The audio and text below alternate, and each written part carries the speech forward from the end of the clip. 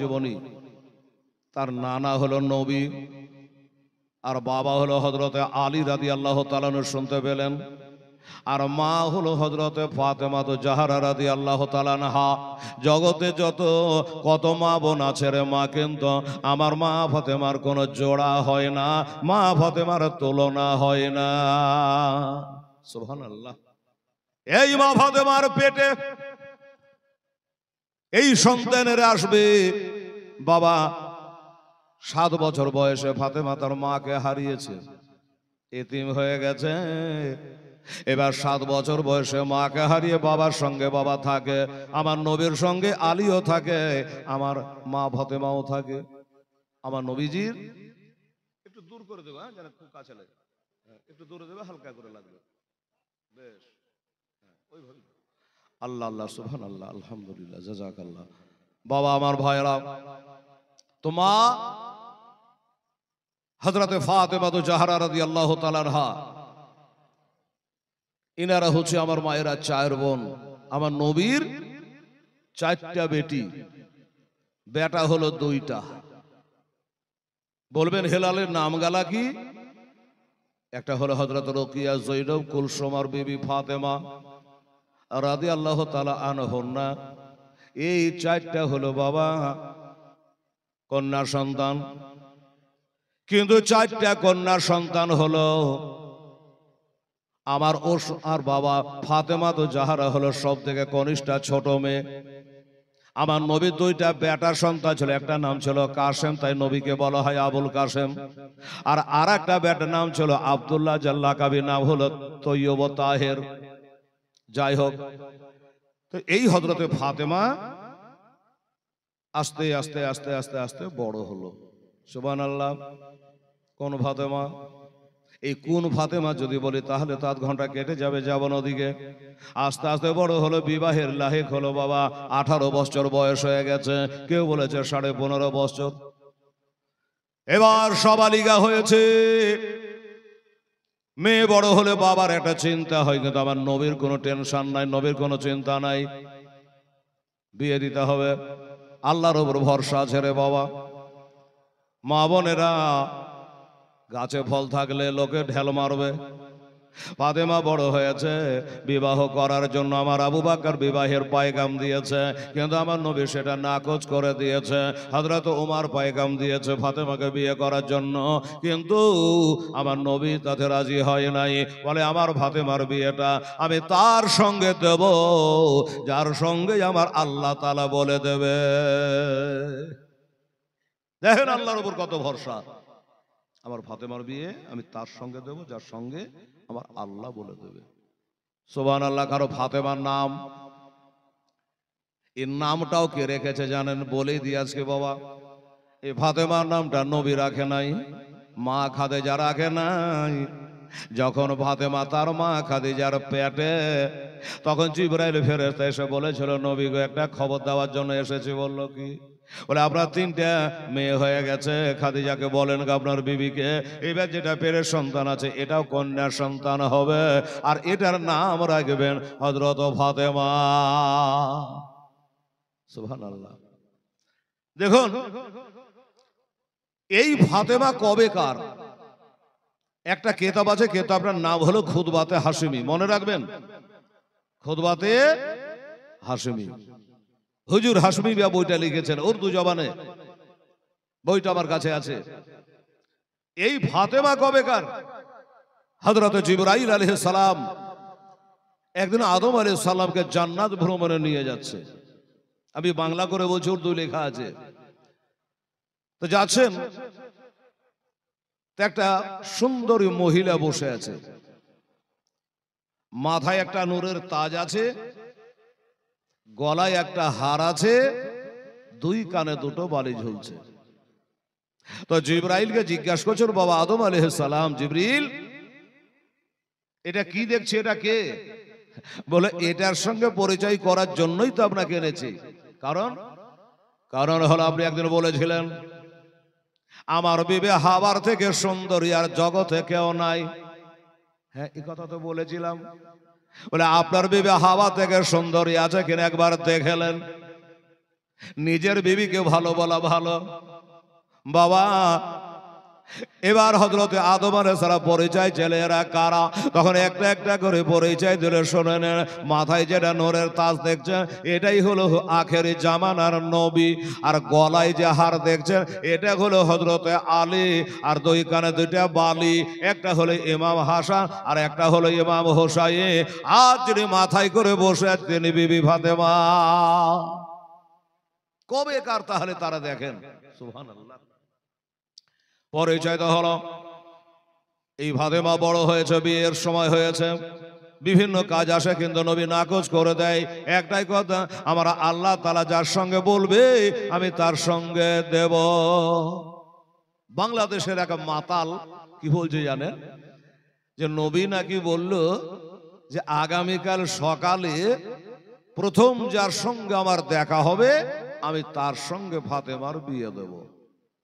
এবার নবী সকালবেলা উঠে যদি বাবা দরজায় দেখছে তো একটা চৌপাইয়া জানোয়ার বাঘ বসে আছে, নবী তো দু কথা করবে না। তখন ওই বাঘের সাথে বিয়ে হলো ফাতেমা। তোবা নাউজুবিল্লাহ। আচ্ছা, দু পায়ার বিয়ে করে চার পায়ার সাথে হয়? হ্যাঁ, আলী তো মুশকিল কুশা শেরে খোদা আল্লাহর বাঘ, কিন্তু ওই বাঘকে এই চার পায়া বাঘের সঙ্গে তুলনা করে এটা মিথ্যা বর্ণনা করছে বেরাদারান ইসলাম। যা হোক বাবা, বিবাহের পায়গাম দিলে কেউ কেউ গিয়ে আলীকে বলে, আলী রে তোমাকে তো নবী খুব ভালোবাসে। বলে হ্যাঁ, নবী যেমন আমাকে ভালোবাসে আমিও নবীকে ভালোবাসি। বলে আলী আমি আবু বকর ফাতেমাকে বিয়ে করার জন্য বললাম কিন্তু নবী রাজি হলো না। ওমর বলে আমিও দিলাম নবী রাজি হলো না।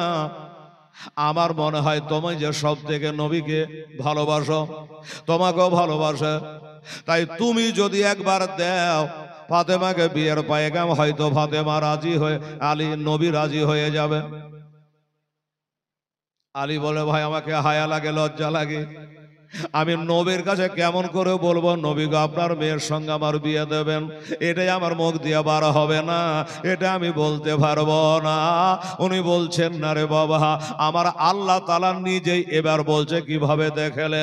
আল্লাহ বলে জিবরাইল, ও জিবরাইল ফেরেশতা আলাইহিস সালাম শোনো, আমার নবীকে গিয়ে বলো গা যে কোনো টেনশন জানে না করে, তার বেটি হযরতে ফাতেমার বিয়ে হয়ে গেছে, ফাতেমার বিয়ে হয়ে গেছে। আল্লাহ গো, আমি যখন গিয়ে বলবো নবীকে আপনার বেটি ফাতেমার বিয়ে হয়ে গেছে, আমাকে নবী প্রশ্ন করবে জামাইয়ের নাম কি আর কোথায় কিভাবে বিয়ে হলো, আমি তখন কিভাবে পরিচয় দেব? আমার আল্লাহ সব জানিয়ে দিয়েছেন জিবরাইল ফেরেশতাকে। এবার শোন আওয়াজ করে হযরত জিবরাইল ফেরেশতা চলে এলো। আসসালামু আলাইকা ইয়া রাসূলুল্লাহ, আসসালামু আলাইকা ইয়া হাবিবাল্লাহ। আল্লাহর নবী চোখ তুলে তাকে বলে জিবরাইল কি ব্যাপার? বলে নবী গো একটা খবর আপনাকে জানাবার জন্য আল্লাহর তরফ থেকে এসেছি। বলে কি খবর? বলে আপনার বেটি হযরতে ফাতেমা তো সাবালিগা হয়েছে, 18 বছর হয়ে গেছে, বিয়ে দিতে হবে। ভাবছেন হয়তো, শুনুন কোনো চিন্তা করবেন না, আপনার বেটি ফাতেমার বিয়ে হয়ে গেছে। হ্যাঁ, আমার বেটি ফাতেমার বিয়ে হয়ে গেছে? বললো হ্যাঁ। কোথায় হয়েছে? বলে ওই তোবা গাছের তলে। তাই নাকি? বলে হ্যাঁ। আমার জামাইয়ের নাম কি? বলে হুজুর আসমানে হয়েছে, জমিন বালা মানবে না। আপনার খানদানের সব থেকে যিনি উত্তম ছেলে তার নাম হলো হযরত আলী, ওই আলীর সঙ্গে আপনার মেয়ের বিবাহ দিয়ে দে। ফাতেমার জন্য আলী ছাড়া পৃথিবীর বুকে আর কোন দোসরা পুরুষ জন্ম নেয়নি আর নেবে না। আলী বলে হ্যাঁ, আল্লাহর ভালো তো আমারও ভালো। আলীকে ডাকলেন। আলীটা কি? আমার নবীর আপন চাচার বেটা, চাচা তো ভাই। আলী লাব্বাইকা ওয়া সাদাইকা রাসূলুল্লাহ, হুজুর বলেন। বলে আলী রে, আমার মেয়ে হযরতে ফাতেমার সঙ্গে তোমার বিয়ে, তোমার মতামত কি? মাথায় লজ্জায় হেড করে চাহে সর্বনাশ। নবী স্বয়ং আমাকে জিজ্ঞাসা করে যে তার বেটি ফাতেমার সঙ্গে আমার বিয়ে। বলে আলী, এটা আমার হুকুম নয়, এটা স্বয়ং আল্লাহর অর্ডার। আল্লাহটা তো মানতেই হবে নাকি বলে? মানতেই হবে। আলী ইশারা করলো, হ্যাঁ হুজুর রাজি। আল্লাহ যখন বলে পাঠিয়েছে আমি কেন না করে গুনাহগার সাজতে চাই? আল্লাহর ঠিক করা যিনি আমি যদি বিয়ে না করি আমার অন্যায় হবে, আমি রাজি। রাজি বললে হ্যাঁ আচ্ছা ঠিক আছে দাঁড়াও, একটু আমার ফাতেমাকে জানি।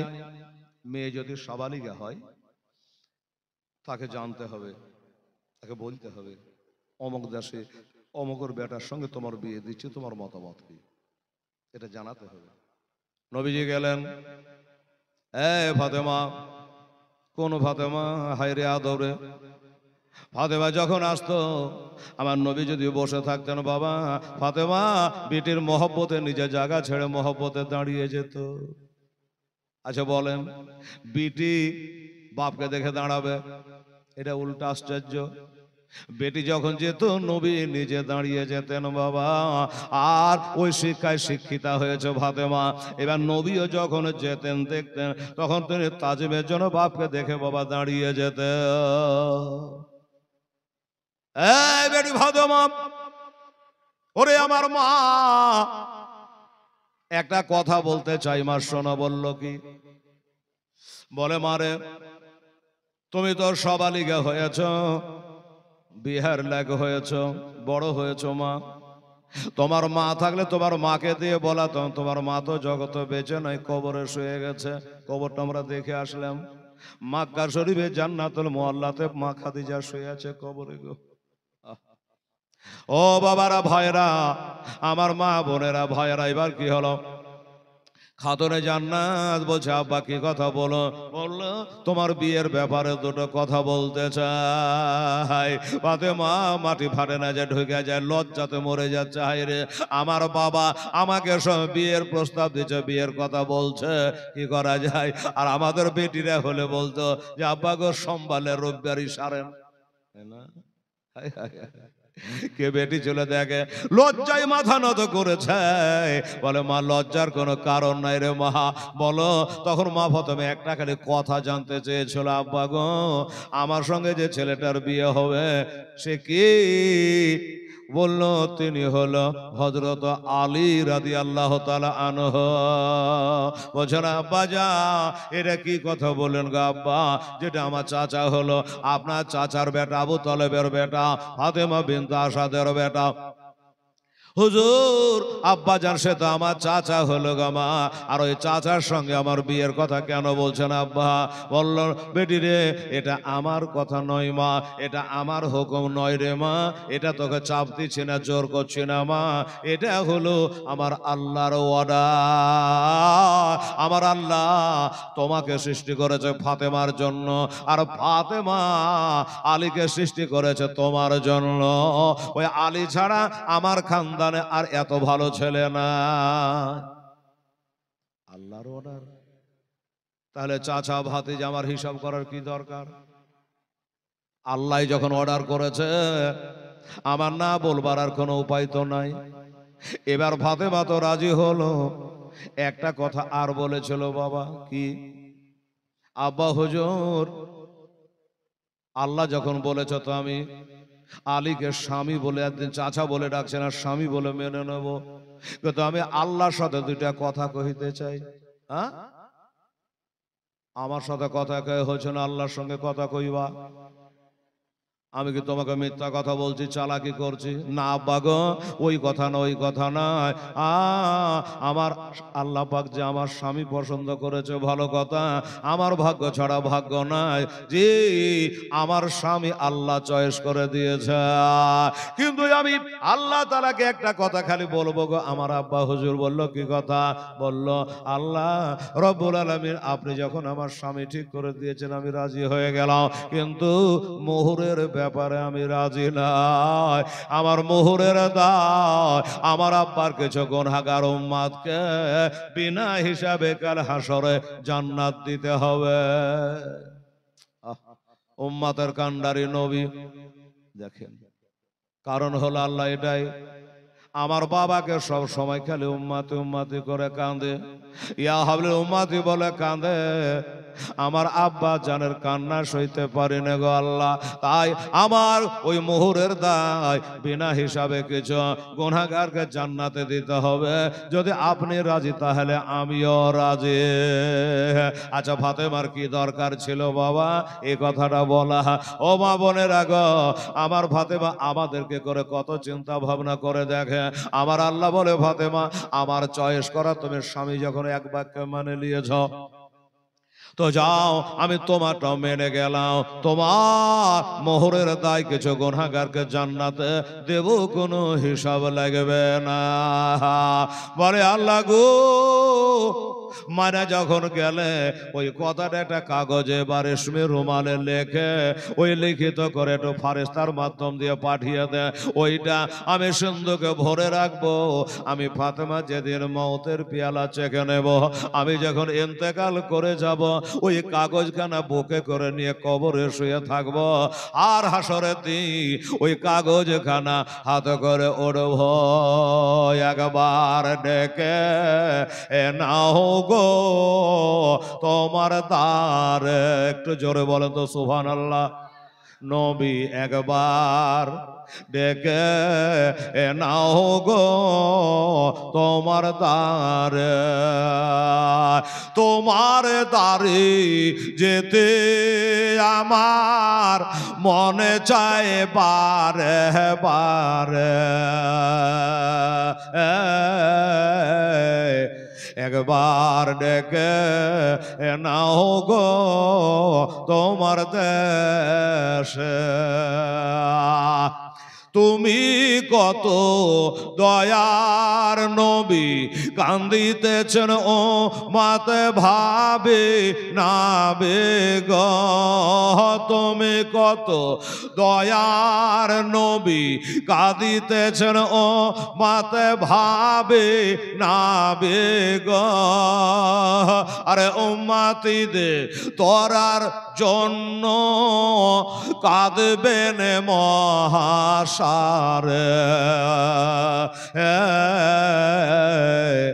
একবার ডেকে নাও গো তোমার দ্বারে। মহাসারে ওই কঠিন দিনে কেউ তরাবে না তুমি বিনে নবে গো। একটু জোরে বলে সুবহানাল্লাহ।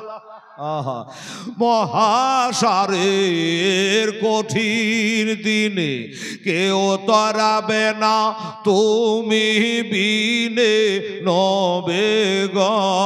আরে গুনাহগার সব দলে দলে আসবে তোমার দ্বারে, একবার ডেকে নাও গো তোমার দ্বারে। আমার মনে বড় আশায় আছে, যাব আমি তোমার কাছে নবে গো। আমার মনে বড় আশায় আছে, যাব আমি তোমার কাছে নবে গো।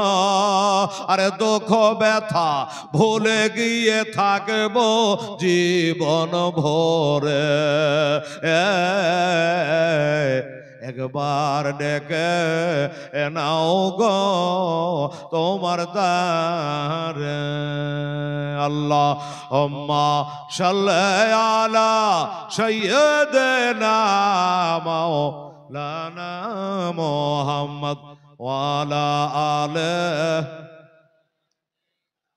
মাওলানা মুহাম্মদ সাল্লাল্লাহু আলাইহি সাল্লাম। কি বললাম?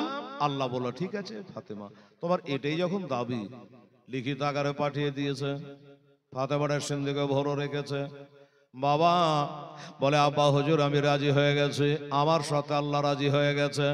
বাবা রে, এবার হযরত আলীকে ডাকলো, আলী শোনো, এই হযরত আলী শোনো, একটা কথা বলি, আল্লাহর অর্ডার হয়েছে আমার বেটির সঙ্গে তোমার বিয়ে হবে। কিন্তু বিয়ে দিতে গেলে, বিয়ে করতে গেলে তো মোহর আনা লাগবে না, লাগবে না বাবা? আমাদের তো খালি বাবা একটা নাম্বার দিয়ে গেলে গোল গোল গোল গোল স্বর্ণ দিয়ে চলে যে 2 লাখ করে দেন বাকি, আর বাকির পরে নাম হলো ফাঁকি। ও বাবা, মোহরানা আদায় করা লাগবে, হিসাব লাগবে। অনেকে দেখা যায় যখন স্বামী মারা গেল তখন মোড়লরা কি করবে, ওদের দায়িত্ব খালাস হয়, মোড়ল ডাকে। মোড়ল তখন ডাকে ওই মেয়েটাকে ডেকে, বলো তোর স্বামী তো মারা গেছে, মোহরানা দিয়েছে? বলে না, দেয়নি। বলো না, তো কি করবে? মাপ দিয়ে দেয়। বলে হ্যাঁ রে মোড়ল, দিব না তোকে এখন ওর সাথে লড়বো, ঝগড়া কত মরিয়ে গেছে, না দেওয়ার উপায় আছে। যারা মোহর দেন কালকে গিয়ে মোহরানাটা দিবেন বিবির কাছে। রে বাবা, আমার মা বোনের আগে আমার আদম আলাইহিস সালাম যখন মা হাওয়ার সঙ্গে বিয়ে হয়, আল্লাহ বলেছিলাম এই আদম আগে মোহরানা দেও, তারপরে বিবির গায়ে হাত দেও। আল্লাহ গো, মোহরানা কি দেবো? টাকা নাই, পয়সা নাই, সোনা নাই, দানি নাই, দেরাম নাই, কিছু নাই, দেবো কি? তো আমার আল্লাহ বলল সাল্লাল্লাহু আলাইহি ওয়াসাল্লাম আমার আখেরি নবীর উপরে 10 বার দরুদ পড়ে দাও, 10 বার দুরূদ শরীফ পড়ে দাও। এবার 10 বার দুরূদ শরীফ বললেন। এটা আদমের জন্য, আপনার পড়লে তো হবে না। মোহরানা শোধ করলো।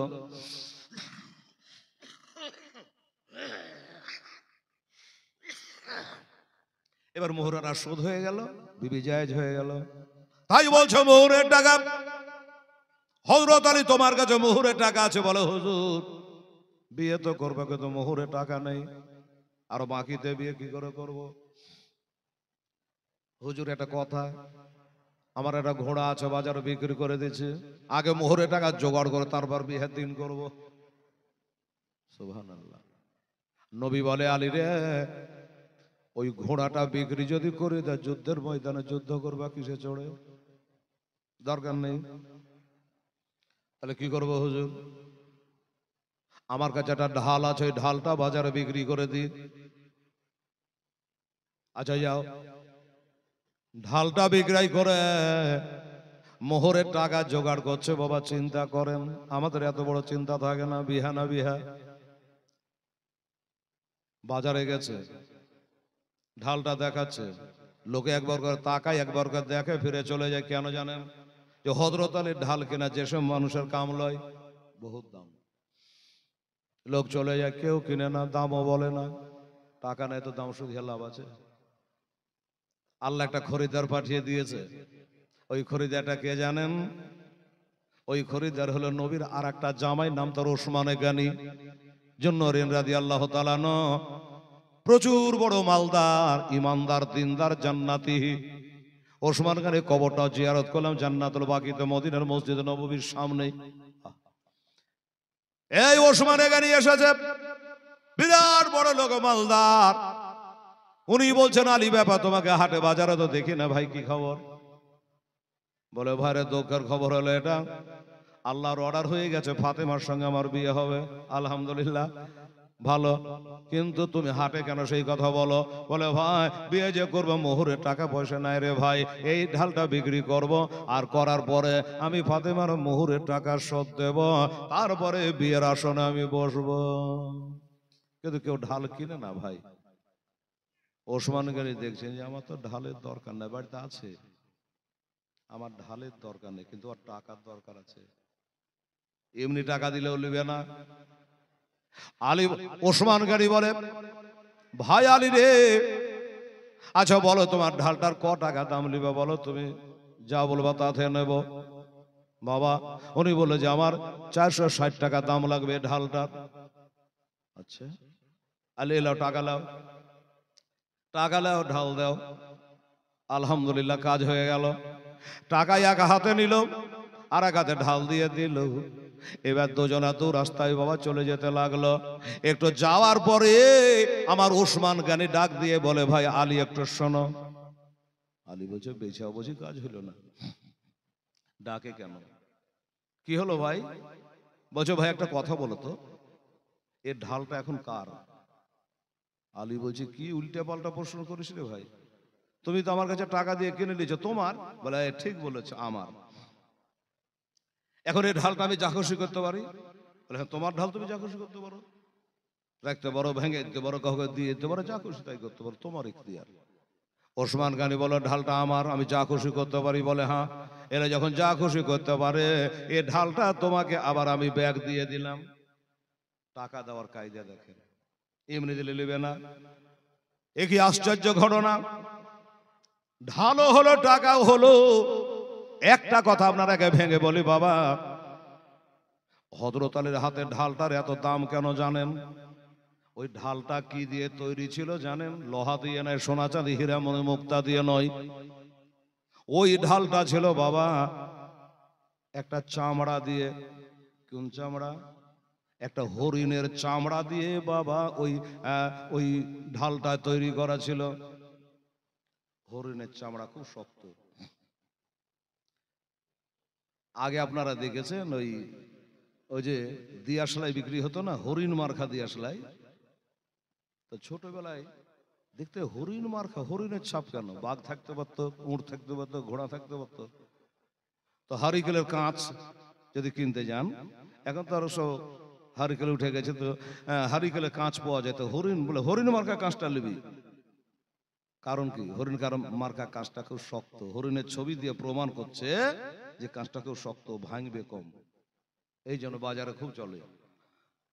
তো যাই হোক, হরিণের চামড়া এত শক্ত, কোন শিকারী যদি মনে করে ছাঁ করে একটা তীর মারবো তার গায়ে আর আমি হরিণ শিকার করব, ওই তীর হরিণের গায়ে লেগে ঘুরে এসে ওর গায়ে লাগবে, সর্বনাশ। আপনি বলবে হেলা, তা যদি হয় তো হরিণ শিকার করে কি করে শিকারীরা? তীর আন্দাজ কোন নাম করা ব্যক্তি হতে হবে, আন্দাজ যেন ফেল না হয়। শরীরের মধ্যে সব থেকে নরম জায়গা কোনটা বলেন তো? চোখের মনি। একবারে চোখ নিশান করে যদি তীর মারতে পারে তবে কাজ করতে পারবে, ধরতে পারবে রে বাবা। বুঝে গেলেন? তাই সেই হরিণের চামড়া দিয়ে তার হাতের বাবা ওই ঢালটা তৈরি ছিল, এই জন্য এত তার দাম কেউ কিনতে পারত না। যাই হোক বাবা, এবার কিনা হয়ে গেল, টাকা নিয়ে বাড়ি চলে আসলো, ঝনঝন করে টাকাগুলা ঢেলে দিল। আসসালামু আলাইকা ইয়া রাসূলুল্লাহ, আসসালামু আলাইকা হাবিবাল্লাহ, হুজুর আমি টাকা জোগাড় করে নিয়েছি, এবার বিবাহের আপনি আয়োজন করে। আনসার মুহাজির সবকে ডাকা হলো। আনসার বলে যাদের বাড়ি আগে হানে মদিনাতে ছিল তারাকে বলে আনসার, আর যারা মক্কা থেকে হিজরত করে গেছে তারাকে বলে মুহাজির। দু ভাই বোকে লোককে বাবা মদিনার মসজিদে নববীতে ডেকে 400 মেশকাল চাঁদি মোহরানা বেঁধে ফাতেমার সঙ্গে আমার আলীর বিয়ে হলো। এবার বিয়ে হয়েছে, এবার স্বামী স্ত্রী হয়েছে, এবার ঘর সংসার হবে, এবার ফাতেমার পেটে সন্তান আসবে, হাসান হোসেন চলে আসবে। লাইনটা সোজা করলাম। এবার বাবা বিয়ে তো হলো, আপনারা বিয়ে শাদী দিয়েছেন বা দেবেন? আচ্ছা বলুন, হয়তো বলবেন হেলাল রে, আচ্ছা নবী যে তার বেটি ফাতেমার বিয়ে দিল, কিছু মান ধ্যান দিলে কি দিলে না? আপনারা দেন নাই? বলে হিরো হোন্ডা মোটর সাইকেল লাগবে, ছাপ্পর খাট লাগবে, এটা লাগবে, ঘর সাজিয়ে দিতে হবে। কত না চাপ! এর থেকে হারাম খোর আর কে আছে? এখানকার নিজে কিনে শুতে পারিস না, শ্বশুরের কাছে চাহিস কোন লজ্জাতে? হ্যাঁ, এখন মোটর সাইকেল কিনে চড়তে পারিস না, কোন হায়াতে কোন লজ্জাতে চাহিস? আপনারা তো চান না। খবরদার ও কাজ করবেন না।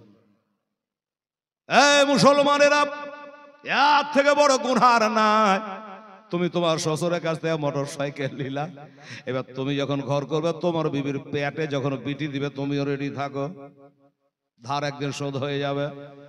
আমার আম্মা জানেরা রে, আমার ভাইরা, এবার বিয়ে তো হলো বাবা, আমার নবীও মান দিয়েছে, আপনারাও মান দেন, কিন্তু বাবা চাপ দিয়ে নেওয়া যাবে না।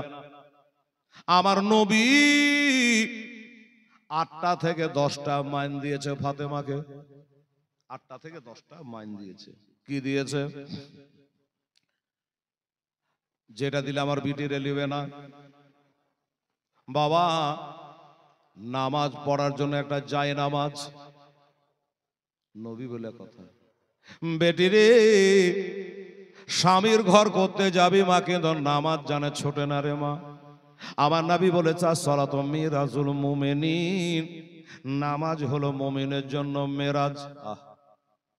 আমার মা বোনেরা নামাজ পড়ছেন গো, সময় পান না বোধেন, সময় বার করতে হবে মা, উপায় নাই, কায়দা বাঁচবেন না, মল্লে হেলালের কথা স্মরণ হবে রে মা।